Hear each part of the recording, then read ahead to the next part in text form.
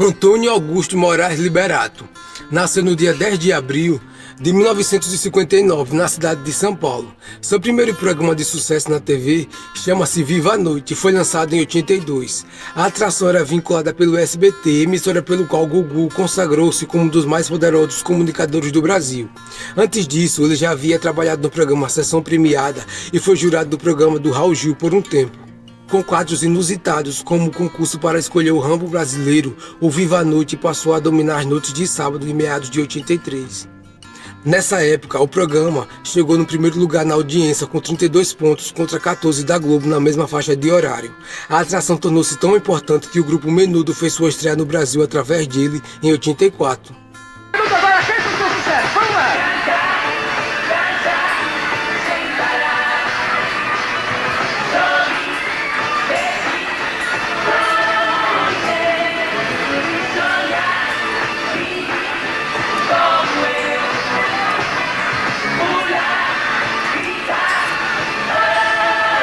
Tinha apenas 25 anos de idade na época e resolveu lançar um grupo musical aos moldes do Menudo. Assim nascia o Dominó, que vendeu cerca de 6 milhões de discos.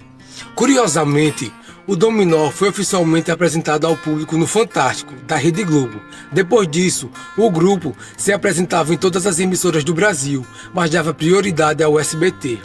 O boom do Dominó fez com que Gugu se aventurasse ainda mais na cena musical. Com foco no público infanto-juvenil, a empreitada deu certo e rendeu hits como Pintinho Amarelinho. Com isso, o apresentador também passou a atuar em filmes da Xuxa, dos Trapalhões e da Angélica. Ele nunca foi apresentador infantil, mas teve um sucesso inusitado em meio a esse público. Surfando nessa onda, Gugu viria a lançar diversos brinquedos com o seu nome, como a famosa Toca do Gugu. Outro fruto colhido através desse sucesso com a criançada foi a proximidade com Beto Carreiro. Foi ele quem deu o pontapé inicial nas negociações para que Gugu fosse contratado pela Globo. Na época, a emissora sofria nas tardes de domingo sem encontrar uma solução para competir com Silvio Santos. Nesse cenário, Gugu era uma boa alternativa e assinou um contrato de 2 anos com a Rede Globo.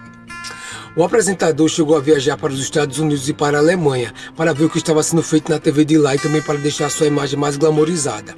Ele iria estrear na nova emissora em 88, mas Silvio, que inicialmente não se opôs, acabou lhe fazendo uma contraproposta. Tratava-se do maior contrato já assinado por um artista brasileiro até então. Ele passou a receber um salário de 5 milhões de cruzados do SBT contra os 700 mil que havia sido oferecido pela Globo. Nesse estágio, Gugu comandaria o Viva a Noite e passaria a comandar alguns segmentos do programa Silvio Santos. O combinado era de que posteriormente ele passaria a dominar as 9 horas de programação encabeçada por Silvio nos domingos, mas isso nunca chegou a acontecer. Ao aceitar a contraproposta, Gugu ficou com medo de represália da Globo. E reza a lenda que o próprio Silvio foi pessoalmente falar com Roberto Marinho logo após ter fechado o acordo de permanência do apresentador no SBT. Existe mais de uma versão para essa história toda, mas uma coisa é certa, Gugu já havia assinado o contrato com a Globo e desistiu no meio do caminho. Tempos depois, a emissora tiraria Fausto Silva da Bandeirantes para concretizar o projeto voltado às tardes de domingo. Nasceria assim um embate ferrenho entre o Domingo Legal e o Domingão do Faustão. Antes disso, porém, em meio à nova fase do SBT, Gugu expandiu sua área de atuação. Na mídia impressa, lançou o Gibi, revista do Gugu, e a revista Sabadão Sertanejo, que daria o nome de outro programa nas noites de sábado. Também intensificou a agenda da caravana do Gugu, fazia show por todo o país. Nessa época, o apresentador lançou a banda Polegar, que virou febre.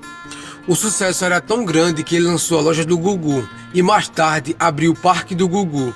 Esse último foi aberto em 97, tornando-se o maior parque da América Latina. Ele parou por aí? Claro que não. Em parceria com o Murad, o Beto Carreiro abriu seu segundo parque, o Fantasy Aqua Club. Antes de tudo isso, porém, ele já havia estreado o Domingo Legal.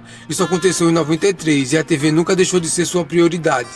O programa dispensa apresentações para quem vivenciou o Brasil nos anos 90. O tom extremamente apelativo fez com que ele alcançasse muita audiência. Quadros como Banheira do Gugu e A Prova da Camisa Molhada, as constantes apresentações do El Chan, momentos pontuais como a ereção de Jean-Claude Van Damme. A erotização das mulheres, é claro, foi uma marca registrada do Domingo Legal, numa época em que pouco se discutia isso no Brasil. O sensacionalismo também estava bem presente no programa, como destaque para a cobertura da morte dos Mamonas Assassinas e as gravações do presídio do Carandiru. Em 2003, uma exibição de uma entrevista falsa com os integrantes do PCC gerou muita polêmica, grande até para os moldes do Domingo Legal. Mesmo assim, quadros que seguiam uma linha puramente emotiva, como o Telegrama Legal, também fazia muito sucesso. Em meio ao sucesso do Domingo Legal, o Gugu tentou lançar sua própria emissora de TV e de rádio. Esse desejo fez com que ele se aproximasse mais da política, especificamente do PSDB. Chegou a fazer campanhas para o partido, como na candidatura do José Serra à Prefeitura de São Paulo, em 96. Nessa época, quase conseguiu a concessão para lançar uma emissora de TV, através do apoio do então ministro das Comunicações, Sérgio Mota. O falecimento de Mota, em 98, fez com que isso não acontecesse. Movido pelo desejo de ser dono de uma emissora, Gugu trabalhou como produtor independente para a Record ao mesmo tempo em que apresentava seu programa no SBT. Casa Mágica e a Escolinha do Barulho tiveram a assinatura dele na produção. Com o sucesso da Escolinha, Gugu inaugurou sua própria estrutura de produção, a GGP, em 2000. A partir disso, a sonhada emissora finalmente ganhava forma e foi batizada de Sistema de TV Paulista LTDA. Em meados de 2000, tudo estava caminhando para o lançamento, mas Gugu se deu conta que o jogo da mídia audiovisual havia mudado muito e que já não valia a pena dar esse passo. Pouco tempo depois, outra enorme mudança de rumo surgiu na sua vida. Gugu, depois de 13 anos no SBT, mudou-se para a Record. Na época, especulou-se que ele recebia um salário de 3 milhões. Surgia assim o programa do Gugu. O contrato estava previsto para durar até 2017, mas foi estendido por mais 4 anos. Com isso, o Gugu passou a apresentar programa de temporada como Canta Comigo, seu último trabalho como apresentador antes de falecer.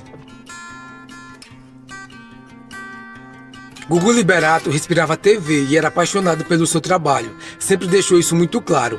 Apesar das escolhas questionáveis que fez em nome da audiência, seu talento como comunicador é inegável.